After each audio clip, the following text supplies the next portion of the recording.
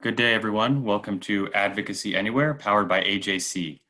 Advocacy Anywhere is AJC's new digital platform that will enable you to engage with AJC's global expertise, content, and advocacy from wherever you are. Today's program is brought to you in partnership with Jewish Insider. You can sign up for Jewish Insider's daily kickoff by visiting www.jewishinsider.com. With us today is AJC CEO David Harris. Today, David will present part 2 of a 2-part series for AJC Academy on the Soviet Jewry movement, one of the most successful human rights campaigns in modern history. If you missed part 1, please go to www.ajc.org/advocacy-anywhere-analysis to view the recording. Again, that's www.ajc.org/advocacy-anywhere-analysis. As of today, more than 135,000 people have watched part 1, and we hope you will become one of them if you haven't already done so. Today's session will focus on what happened to the nearly 2 million people who emigrated. David was active in the campaign for many years and was the only Russian-speaking American activist who had unique vantage points from Moscow, Leningrad, Vienna, Rome, Washington, New York, and Jerusalem. After we hear from David, we will take your questions. You may email your question to questions@ajc.org, that's questions with an S, plural, or use the Q&A chat feature in Zoom. David, you have the floor. Thank you, Daniel. Hello to everyone. Thank you for joining us for part 2 of this journey through history. In the first part, you may recall if you saw it, I took a quick journey through Russian and Soviet history as it affected the Jews. And in that conversation, I spoke about 1969 as a particularly important year. It was the year when 18 Jewish families from the Soviet Republic of Georgia wrote to the United Nations and appealed for a return to Israel, a return to their ancestral land, and reunification with their families there. And in some important ways, that was the launching pad for what became known as the Soviet Jewry movement and the desire to emigrate. So now I want to take you through a journey through another kind of history. What actually happened to people like those 18 families and the thousands and 10,000s of others who followed them and who applied to leave. Again, as I said last time, the word emigration essentially did not exist in the Soviet vocabulary. So it wasn't like another country where people said, you know what, we'd rather live elsewhere, we'll buy a ticket, we'll take our passport, and we'll go. No, this was completely different. People had a passport, but it was only an internal passport to be used to go around within the Soviet Union, to apply for a job or a residence permit. This was something else. So here are some of the basic elements of what happened to those people as they decided to try their luck and to leave the Soviet Union. So first of all, they had to get an invitation, what was called in Russian a vizov, from Israel. And it had to be from relatives, because again, there were 2 pillars of this: repatriation to the homeland Israel on the basis of family reunification. And so there were units in Israel that were creating these vizovs, these invitations, and were also identifying or creating family connections. The people in the Soviet Union would receive the vizov, maybe the first time, maybe not, maybe the second or third time, because the post office might interfere. And then they had to begin the process of applying to an office in the Soviet Union called OVIR. OVIR is an acronym in Russian for Отдел виз и регистрация, the Department of Visas and Registration, but again, known as OVIR. They had to apply. As you can imagine, the process was not simple. The bureaucrats were not welcoming. They were often intimidating. They were threatening. They were disruptive. But as the process went along, the people then had to notify their places of employment that they were seeking to leave. They were generally denounced in their places of employment, almost often publicly, with their own colleagues, people they had worked with for months and years, standing around them and denouncing them for their lack of patriotism, for their treason, if you will, by trying to leave the Soviet Union.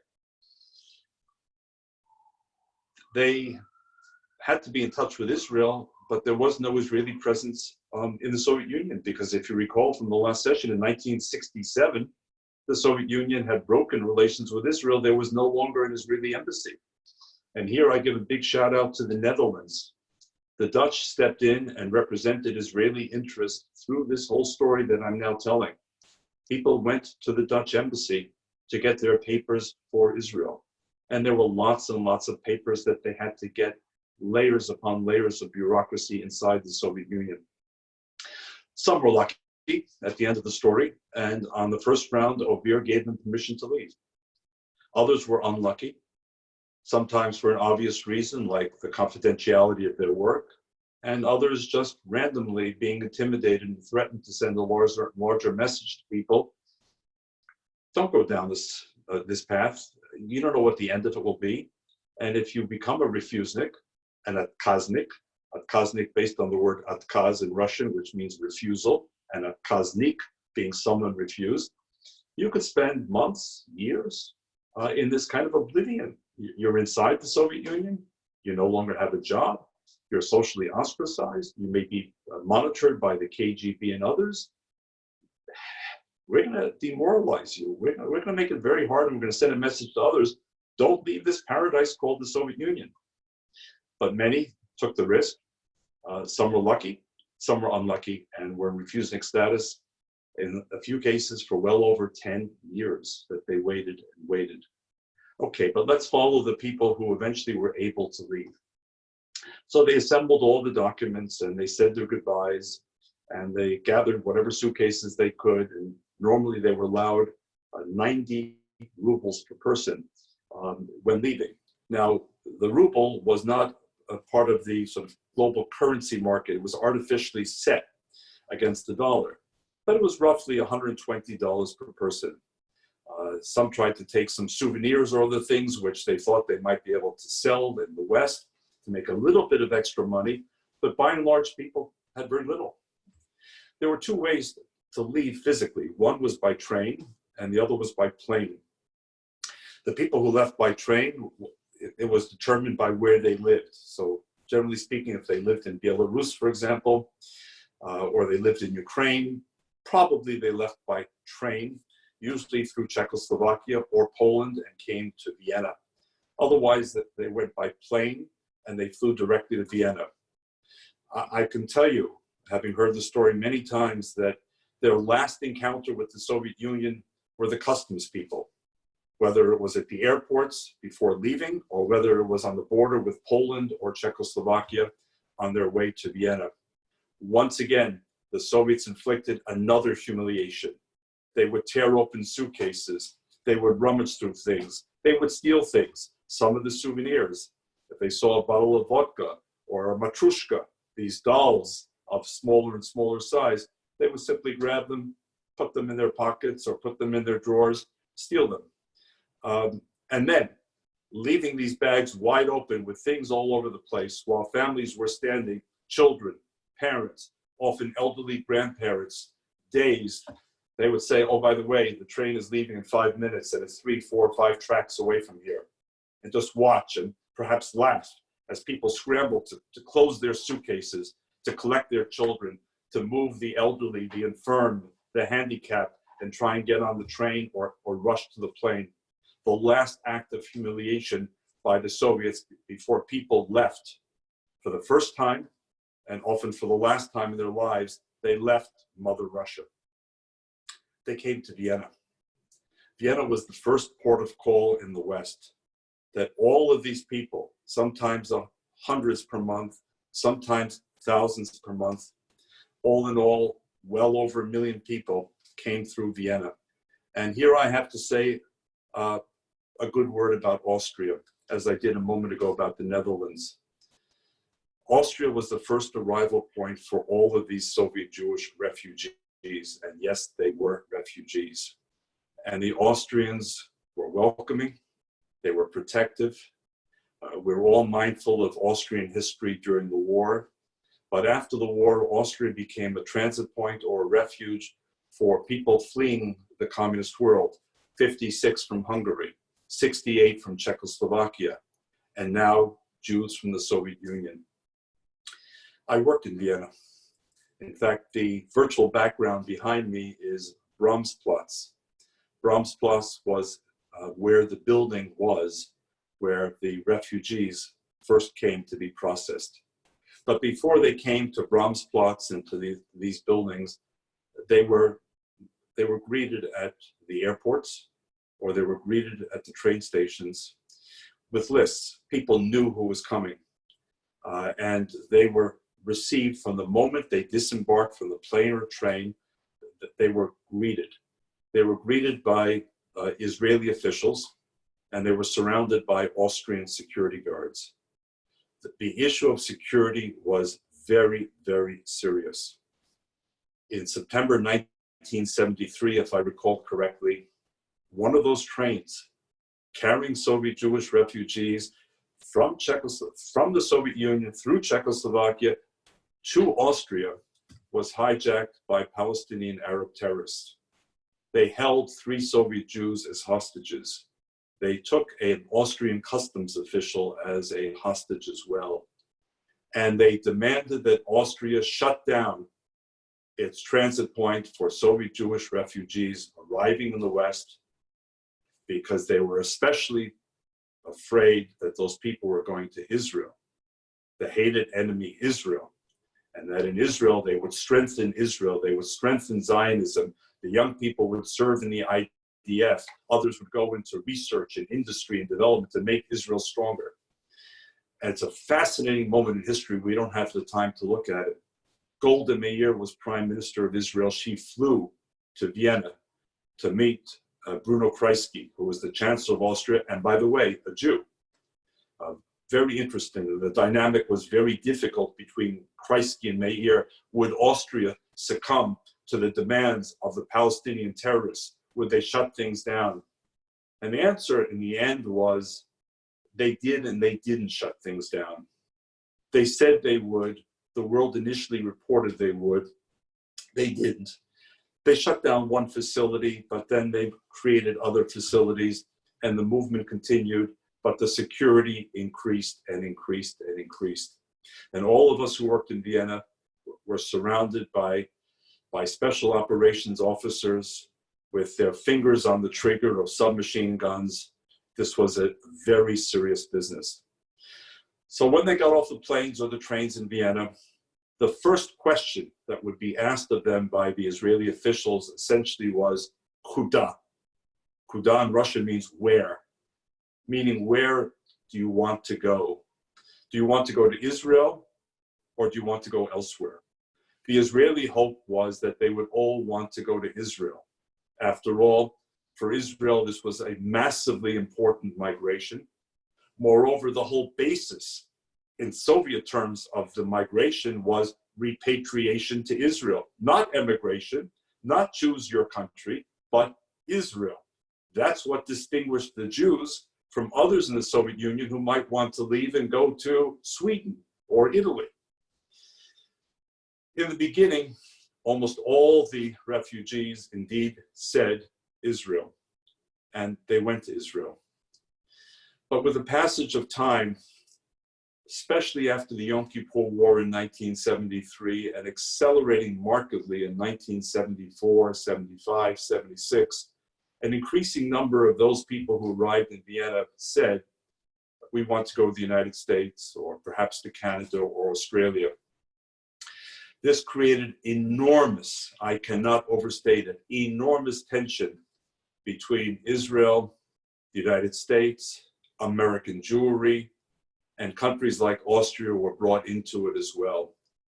Israel essentially asserting again, there are no Jewish refugees in the world today. This is not the 1930s. Refugees have no home. They have nowhere to go. They're in third countries. Here they have a visa to go to Israel. Israel wants them. So if they want to go elsewhere, it's their choice. But they shouldn't go on the back of this movement, and they shouldn't claim to be refugees with special privileged status. Years and years of debate and tension ensued between the actors that I mentioned. And again, if we have the time, perhaps in the question period, I'm happy to go further. The United States government's basic position, though, was, sure, we want people to go to Israel. Israel's our ally, but we're not going to say no to Jewish refugees who want to come to the United States. We said no before. We said no in the war. We said no to the passengers of the St. Louis passenger ship. And it was fascinating how many times these references came up when speaking with American officials.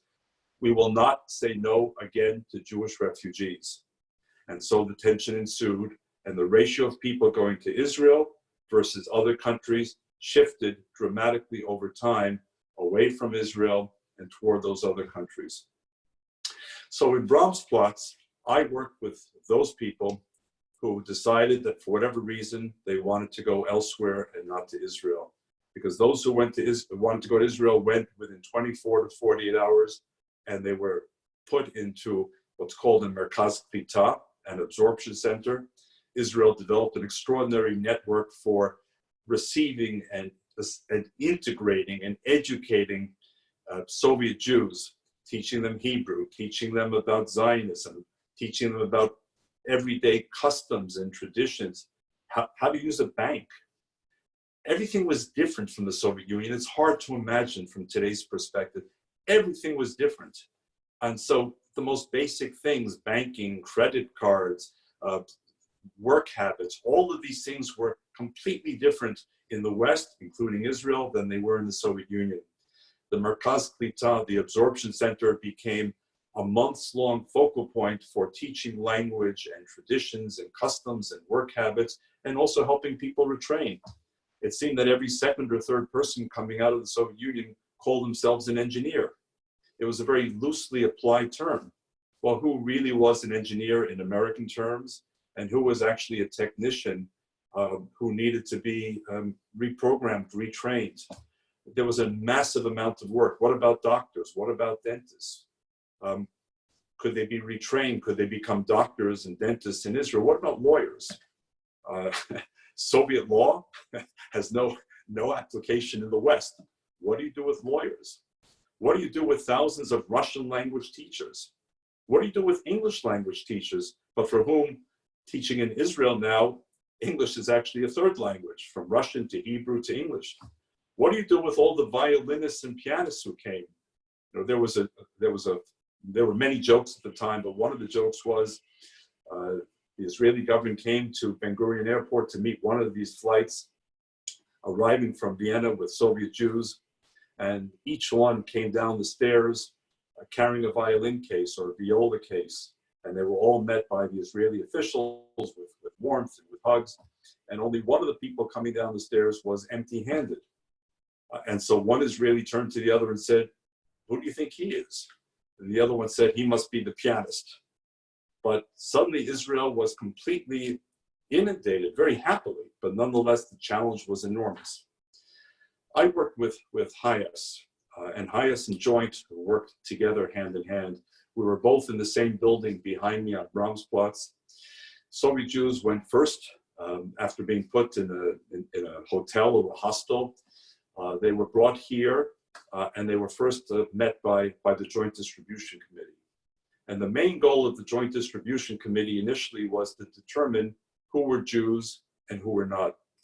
If people got out through this process but actually were not Jews, they were generally referred to other organizations that operated in Vienna, like the International Rescue Committee or the Tolstoy Foundation.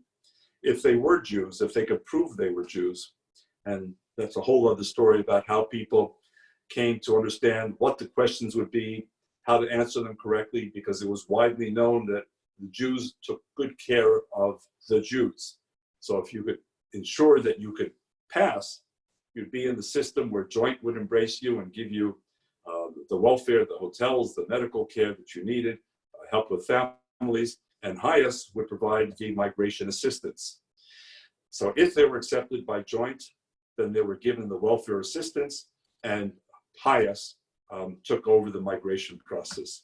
And I was the first person during my time in Vienna, the first person to meet every Soviet Jew who came into the doors of these offices, to speak to them in Russian, and to give them the first of what was called an instructage, let's call it a briefing or an orientation.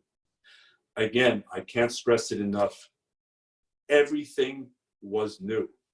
And Soviet Jews, by and large, not only could not understand the West, although they were awed by the wealth they saw, in complete contradistinction to what they had heard about from Soviet propaganda. Vienna was a very impressive city. But they also could not understand the notion of a charitable organization, much less a Jewish charitable organization, where people with smiling faces from Joint, from Hayes, from the Jewish Agency of Israel would welcome them and say, brothers, sisters, we're now together, we're united. The Soviet instinct, Jewish or not, was always suspicion. Who are these people really? What is their real intent? And if they're going to play games with me, what games must I play with them? It took a long time to try and help people understand that we were who we said we were. We really believed in Jewish unity, in Jewish rescue, and Jewish support. People spent a couple of days in Vienna. And if you speak to people who spent those few days in Vienna, especially if they had children, ask them about bananas. And I say that not just because it's a favorite fruit of mine, but because for many Soviet Jews, and especially the children, when they went out walking in the streets or they saw a fruit vendor or a marketplace, the thing that captivated them were bananas. Children had never seen bananas by and large. They ate them with such relish. The idea of peeling, the yellow peel of a banana, is something that in my conversations over many years, children at the time often remember the bananas. And then the store windows. My goodness, if you had seen stores, even in Moscow and Leningrad, which were the wealthiest of the Soviet cities, there was nothing in the store. There was so little in the store. And there was certainly no design. There was no color. There was no elegance. And they sort of stared at these store windows, things they couldn't afford. Remember, they had very little money. After a few days, they go on a train from Vienna for the real processing, which took place in Rome. I took that train with them several times. The train ride was about 17, 18 hours. Again, they were in separate cars on the train. Those cars were guarded, again, by special forces, mindful of the threat of terrorism, especially in the 70s in Europe. Once again, watching them at the train station in Vienna as they were going to get on the train, and then watching them again 18 hours later as they got off, an hour before Rome in a place called Orte, O-R-T-E, for security reasons. This relationship between the Soviet Jewish refugees and their suitcases and their families was something to behold.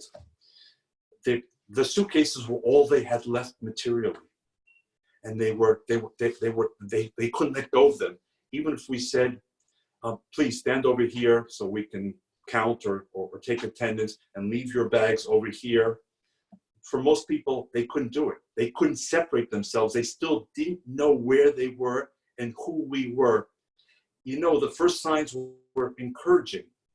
We had put them in, in pensiones, as they were called, in little hotels. We had taken care of their medical needs. But they still couldn't overcome years and decades of that Soviet suspicion and the fear of what this was really all about. And so they would go on the train with their suitcases and with their families and with the elderly, for whom this was especially difficult, extraordinarily difficult.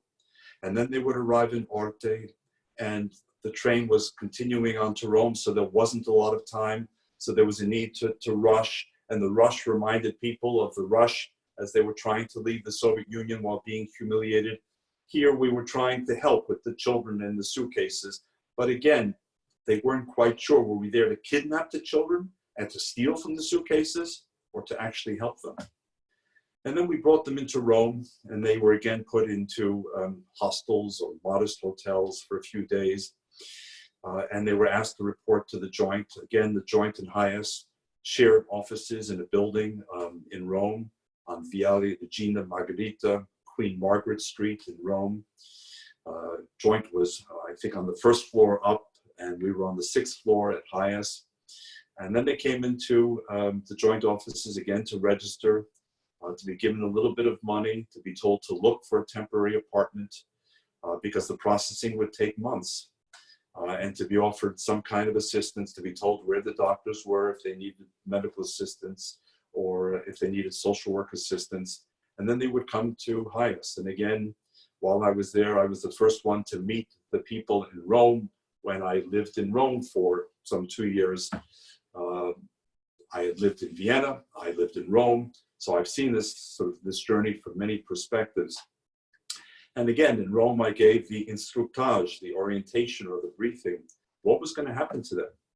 Another new country, a totally different language. In Vienna, at least, the Yiddish speakers among the Soviet Jews, who were mostly the older people who came primarily from places like Vilnius and Riga and Kishinev and Chernovtsi, from the sort of western perimeter of the Soviet Union, which had only become Sovietized during the Second World War with the Soviet occupation. There, Yiddish was more alive. By the way, Yiddishkeit was more alive, more of a sense of Judaism and tradition, whereas in the heartland, in Kiev, in Moscow, in Leningrad, there was a much higher rate of, call it assimilation, forced assimilation, and much less Yiddish. So some managed in Vienna with language. In Rome, almost no one managed on the streets of Rome with Italian. In my time, they found homes during the winter in a beach resort just outside of Rome called Ostia. Those apartments were largely empty in the winter. In the summer, they were filled with Italians, and Soviet Jews had to look elsewhere, or they had to face higher prices. And they would spend months in Rome. In Rome, they had to apply for migration somewhere. So they had to come to people like me. After the briefing, they were assigned to caseworkers. And among the first things that we asked of the Soviets, in my case, doing everything in Russian, in the case of my colleagues, doing everything through an interpreter. Very few of them spoke Russian. They spoke many languages, but this was new for them, Russian. Again, like the question at the Vienna airport, kuda, where do you want to go? Most said the United States. Fewer said Canada. Some said Australia. And a very, very few expressed the desire to go to European countries. Now, here is where the United States, once again, distinguishes itself and separates itself from other countries outside Israel. The United States recognized Soviet Jews as refugees and gave them priority. The other countries did not give them the priority. I'm going to put Germany aside for now. In the case of Canada and Australia, they had to apply as migrants, and they had to fill the criteria. Canada, as you may know, has a famous point system. So in assessing your application for migration to Canada, they look at things like, do you speak English well? Do you speak French well? What is your profession? Is your profession needed? Where do you want to go? If you want to go to Toronto, we're not sure we want you because we want people to go to Saskatchewan and Manitoba and other places where there's greater need for people and there are more jobs available. And they add up the points. And because there were so few Russian speakers in Rome, I ended up often accompanying those families that wanted to go to the Canadian embassy, and I would be the interpreter between the Canadian officers and the Soviet Jews. So too on occasion with the Australians. They were all very nice, the Canadians and the Australians, but they took a different attitude towards these refugees than the United States did. The United States essentially said, if you are a Soviet Jew, prima facie, we recognize you as a refugee. And because we recognize you as a refugee, we're not interested in whether you speak English or not, whether you're an engineer or a lawyer or an electrician, it doesn't matter to us. What matters to us is you are in a class of people that we have defined as victims of persecution, except, and this goes back to an old US law called McCarran-Walter, unless you were a member of the Communist Party or unless you were in prison for a felonious crime. Now, this triggered a whole other set of issues, because some Soviet Jews said to themselves, well, do I really want to tell the Americans that I was in the Communist Party? Will this get me refused? Will I become an odkaznik, a refusenik again? Do I really want to tell them if I was in jail? And if I was in jail, not for a political crime, but for a street crime? And so the Americans also had to monitor carefully as best they could who was really coming to the United States. And was the Soviet Union also trying to use this pathway through Vienna, through Rome to the United States, to also infiltrate spies, criminals, to destabilize the United States? And so there was a lot of focus on who did and did not acknowledge they were members of the Communist Party, what their explanations were for being in the party. Was it under duress? Was it a matter of ideological belief? Were they in prison? If they were in prison, was it really a street crime or a violent crime? Or was it a political crime because they were Jews or engaged in political activity? And again, I had some experience with dealing with those cases and presenting them to the Americans and seeing how the Americans reacted. In some cases, they accepted the explanation and permitted people in. In other cases, they did not. I remember one father and son I was dealing with, where in the end, the son, who has now become a very prominent attorney in the United States, ended up going to the United States, and his father was refused and had to go to Canada. So there were lots and lots of stories. Again, there are thousands of stories. I could share those stories with you for the rest of the day.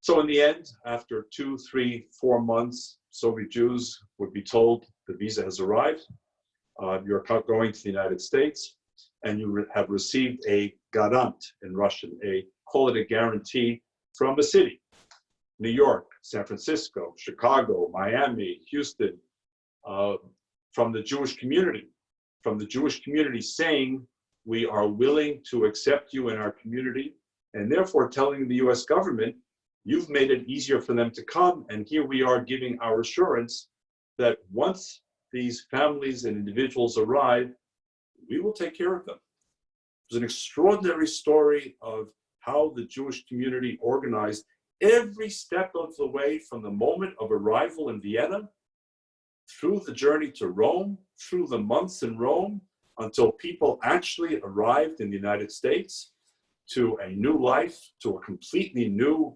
civilization. And they were met sometimes by family members, but always by local federations, the Jewish Vocational Services, in New York by an organization called NIANA, the New York Association for New Americans, which was part of the Federation Network. It was an amazing story of how every step of the way the Jewish community responded.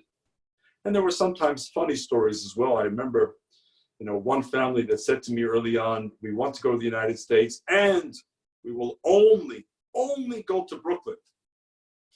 They heard about Brooklyn long before it became chic these days, but Brooklyn was their destination.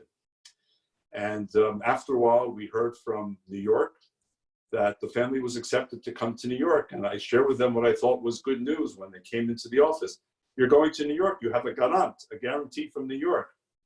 I remember the head of the family looking at me and saying, Mr. Harris, we refuse. I said, why? We're only going to Brooklyn. I said, but you're going to New York. We're only going to Brooklyn. But Brooklyn is part of New York. We have to see the word Brooklyn on the piece of paper, otherwise we can't trust you. But Brooklyn is one of the 5 boroughs. So again, we were dealing with people who were before their life in the Soviet Union, most of them never having seen anything outside the Soviet Union, having been subjected to Soviet propaganda, to Soviet anti-Semitism, to Soviet tyranny all their lives. And suddenly they were in the West, and they had to adjust and adapt as quickly as they could. And sometimes you had these moments like this, and sometimes you had moments with role reversal. The children took over the responsibility for the family. This happened in the war with my mother and her parents, where there was a role reversal. My grandparents kind of collapsed. My mother, who was a teenager, kind of rose to the occasion with her brother to help save the family. I saw this in a different way in Rome as well, where people, and then the United States, where the young people adapted much more quickly. They learned the language much more quickly. They learned the customs much more quickly. And suddenly you had the head of family almost disoriented because they were reliant on the children to help them through the transition. Well, I can go on, but I had the pleasure. There was an airline called Pan American. They took most of the Soviet Jewish refugees to the United States. I accompanied them on occasion. I even got on the loudspeaker because there were no Pan Am folks on those flights who spoke Russian, to tell them what to do when they landed in New York. From New York, they either resettled in New York through Vienna, first in hostels and hotels, and then over time in apartments, or they took other flights to other parts of America where they were again greeted by local Jewish community representatives, and then resettled. So the mass of people went to Israel. The second largest mass of people went to the United States. Smaller numbers went to Canada and Australia. A trickle went to Germany, most of them quietly and in the beginning without permission, but they crossed the border into Germany. And the Germans, because of their own sense of historical guilt, kind of looked the other way. And over time, that community became more visible and more legal, if you will, more open. And now, of course, in Germany, the bulk of the community in Germany are Russian-speaking Jews. But I'm talking about the 1970s. By the 1990s, of course, all of this was wide open. The Soviet Union no longer exists, and people had a much easier time of sorting things out for themselves than they did then. Let me just end with one or two comments. This was, as I've suggested, one of the great Jewish migrations in history. A week from today, we mark the beginning of Passover. I was witness to a modern-day exodus. It was an extraordinary movement over just over 20 years of people who, however they defined their Jewishness, they were not willing to accept the anti-Semitism of the Soviet Union. They wanted to create new lives for themselves. Israel has been completely transformed. Roughly 20% of the Jewish population of Israel today are Russian-speaking. American Jewry has been transformed. According to people like Dr. Sam Klieger of AJC, who thankfully has just recovered from hospitalization for the virus and is now back home with his family. According to Sam Klieger, there may be as many as 500 to 750,000 Russian-speaking Jews in the New York City area alone, not to mention the larger United States, so a very substantial part. Whether they went to Israel or not, they brought with them, by and large, a very deep commitment to Israel and to Zionism. And whereas some American Jews have trouble understanding what anti-Semitism is, especially when it comes from multiple sources, these Soviet Jews are very clear-eyed. They know what anti-Semitism is because they've experienced it in many ways, shapes, and forms. They've been an enormous infusion for the United States, for Israel, for Canada, for Australia.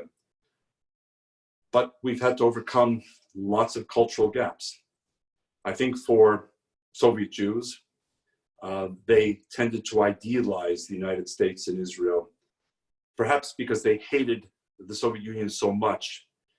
They took the opposite view of whatever the Soviet Union said. And maybe they thought in traditional form that the streets were paved with gold. And they found that it's hard. Once you get past the initial phase and you're on your own, there is no Soviet state to prop you up. You're on your own to find a job, to support your family, to get health insurance, to get proper schooling. In Israel, there was more attention to you, but after a certain point in the United States, you were largely on your own. And for American Jews, many of whom had invested so much effort, some people on this call as well, I know from the messages you sent me after the last call, they were expecting their own parents and grandparents. They were expecting characters out of Fiddler on the Roof from Anatevka to show up at their doorstep. And it wasn't figures from Anatevka that showed up. It wasn't even people necessarily looking for a new Jewish life. They were looking for a new life. In some cases, yes, for a Jewish life, but in many cases for a free life, a life unencumbered by the Kremlin and the KGB and ovir, and the fifth line, the piate grafa in their passport, which identified them permanently as Jews, as a kind of lifelong stigma. And so the issue of how to integrate Soviet Jews into American Jewish life and culture remains a very pressing issue. In Israel, it's been much more successful. The language is Hebrew, the calendar is Jewish, it's different. And one of the great challenges that AJC undertook when we hired Sam Klieger was we understood that we helped them get out. But there was a second part to the story: bring them into the Jewish fold, make them part of our community. And not just as a sense of noblesse oblige, but in partnership. Not just giving and sharing and teaching, but learning about their pride in being Jewish and their courage.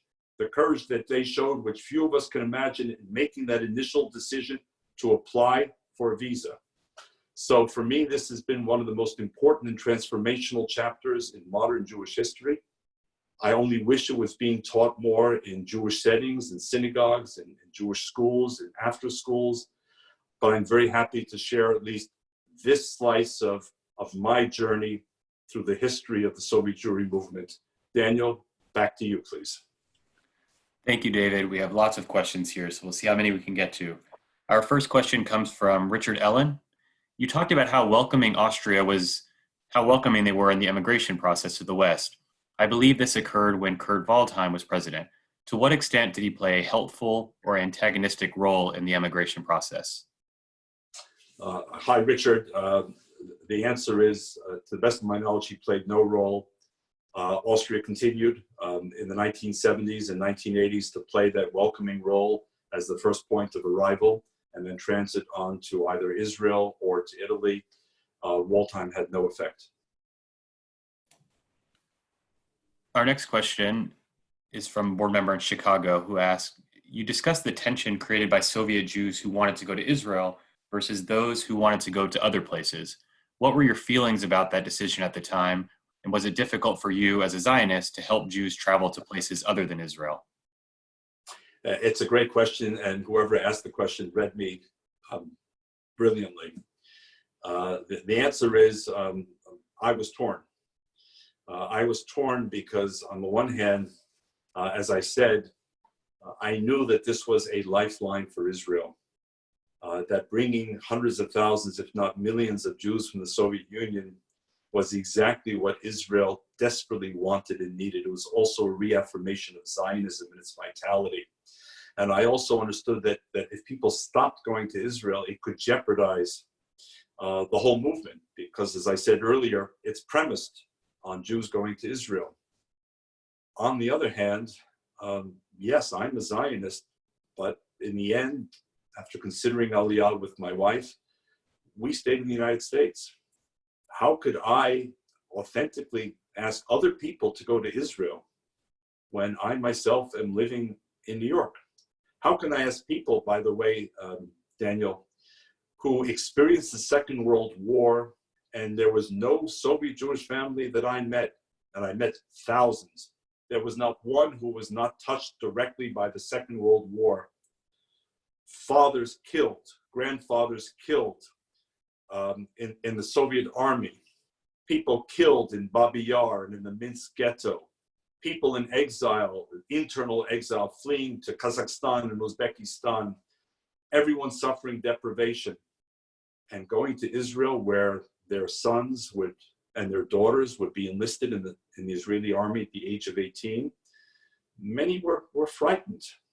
So how could I tell others, you go to Israel, you fight those battles from uniform, and I'll sit here in New York and I'll applaud you and say how wonderful it is. So what I wanted to ensure, Daniel, in Vienna and Rome, to the extent I could, was that the people who were thinking about all this from Russia understood objectively what Israel was about and didn't see it through the demonic eyes of Soviet propaganda. But once we presented that with Israeli help, people had to make their own decision. And I, as a Jew, determined that we had to respect their decision. And if they chose not to go to Israel, that was their decision. But then our obligation was to do everything humanly possible, not just to bring them to the US or Canada, Australia, but to ensure over time their full integration into Jewish life. And that's something that we at AJC, through the work of Sam Kleber and others, continue to devote time and attention to.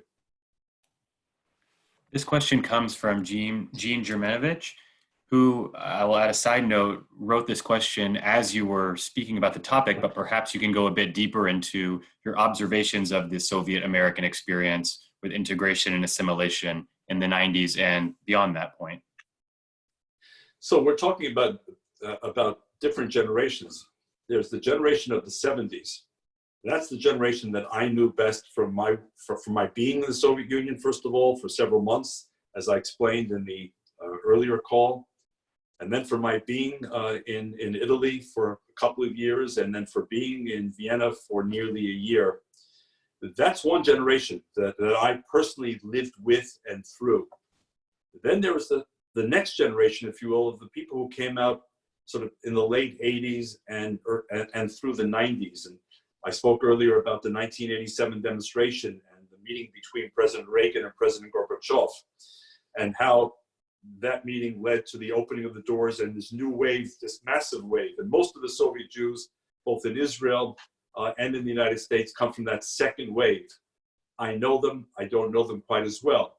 So when we talk about Soviet Jews, first of all, we have to distinguish between those who came 10, 15, 20 years earlier and had a big head start, with those who came later. But on the other hand, the ones who came later were not coming out of a Brezhnev KGB suffocating environment.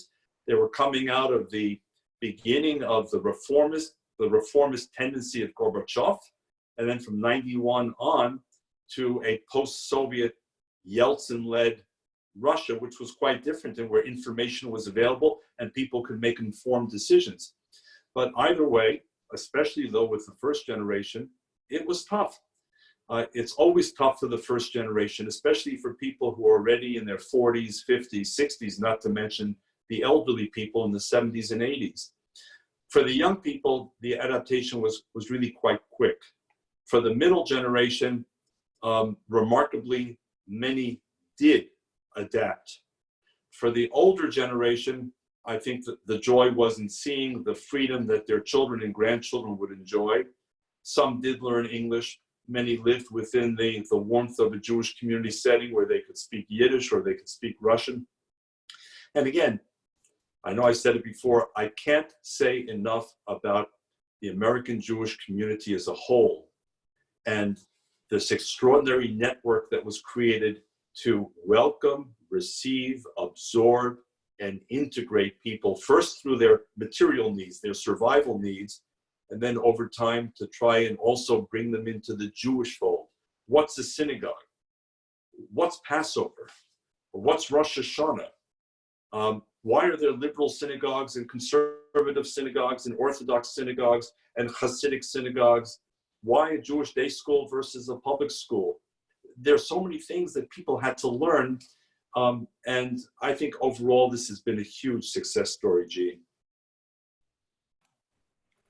Next question comes from Joan in Philadelphia.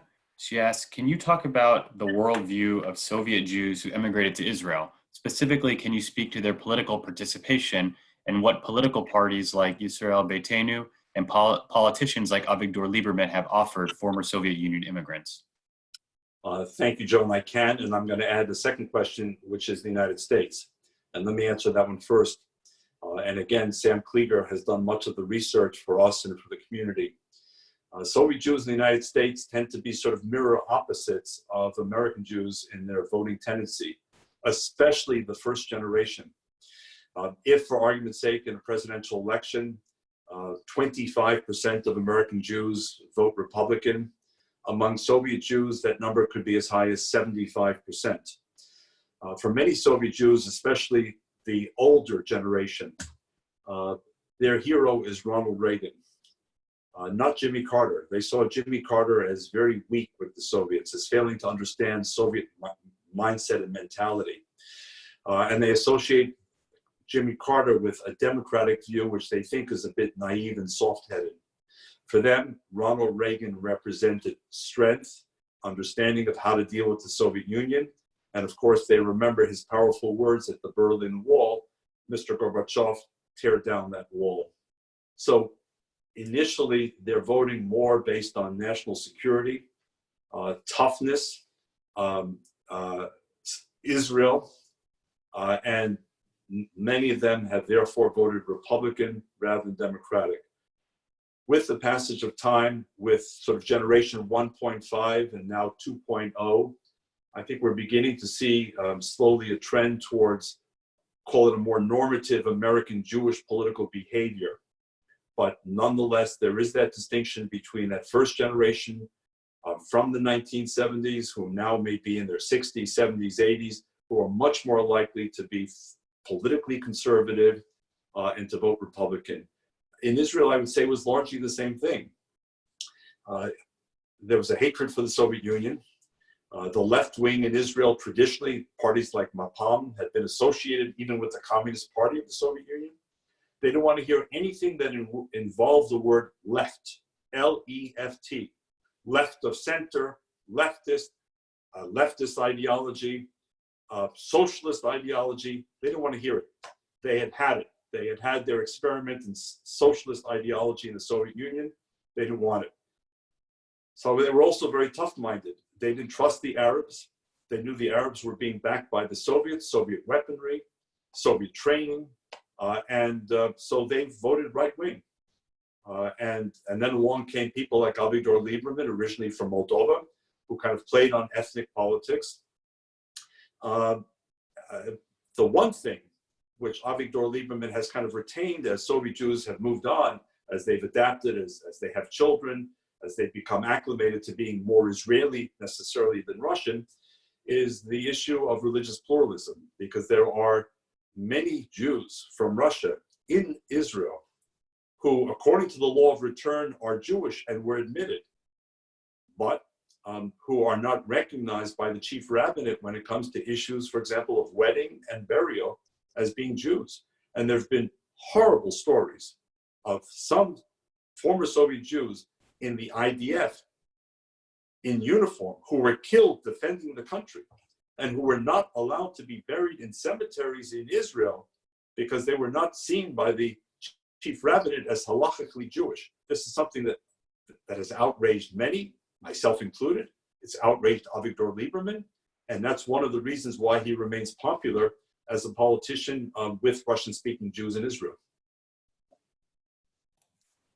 Thank you. And since we're nearing the conclusion, I'll give you two final questions that you could probably have a whole another session on, but I'll see if we can end here. So what can we do to better integrate Jews from the former Soviet Union and their first and second generation kids and grandkids into organized Jewish community? That's question number one. And the second question is, what lessons can we learn from the struggle for Soviet Jewry, and how can we harness our collective power to fight for the causes that matter to the Jewish people today? Well, on the first issue, I don't think there's a one-size-fits-all strategy. Again, because Soviet Jews were once the new kid on the block. I remind us from the last session, we had personalized, we had humanized Soviet Jews here. We had twinnings at bar and bat mitzvahs. Many people wore bracelets with the names of refuseniks. Some people had traveled from here quietly to the Soviet Union and gone into their homes and met with and gave genes and other things that people could either sell or use or whatever it may be. Now, it's not as easy to find Soviet Jews. They're everywhere we look. And sometimes, especially with children, they don't speak with an accent. They don't have a billboard saying, I was from the Soviet Union or my parents were born in the Soviet Union. It's much harder. I would only say this. I believe very much in many points of entry into the Jewish world. And the more points of entry we create, and the more we make them known and available, and occasionally make them available not just in English language, but also in Russian language, the more people will enter. And the less judgmental we are, the better it will be. So if we say to a Soviet Jew, what do you mean? You don't know what Passover is? You don't know what the Seder is? you don't know what the Haggadah is, you're going to drive them away. We should be open. We should be understanding of where they came from. And in general, I believe as a Jew, I believe in an open tent and a welcoming approach to anyone who wants to come and learn about us and become part of us. And on the second question, I can't think of a better time to have this conversation than on the eve of Passover. As I said at the beginning of this discussion, this is a modern day Exodus. There was a modern day Pharaoh. The modern day Pharaoh was called the Kremlin. The Kremlin was the most powerful totalitarian force on earth. As I said earlier, the word emigration did not exist. Jews were a small percentage of the population. They were brutalized, they were terrorized, they were ostracized at different stages of history. And they had suffered as much as any community in the world during the Second World War. And yet this community rose up against the modern day Pharaoh and said, Shelach et ami, let my people go. And the Pharaoh laughed. And the Soviet Jews, in a way, said, we'll create our own plagues. And those plagues will be, we're not going to give you a moment's peace. And Jews in America are not going to give you, the Soviet government, a moment's peace. And the US government and the US Congress will not give you a moment's peace. And Christian clergy and civil rights leaders will not give you a moment's peace. Those are our modern day plagues. And in the lifetimes of many of us on this call, the Jews came out. Not as one, they came out over time. They have reminded us of the resilience of being a Jew and Jewish identity. The Soviet Union could not defeat them. It's an extraordinary moment in Jewish history. It's a blessing. I think we should all learn this history, not just because of the history, but as inspiration that when we unite and when we focus, nothing could stop us. We took on Egypt. We took on the Soviet Union.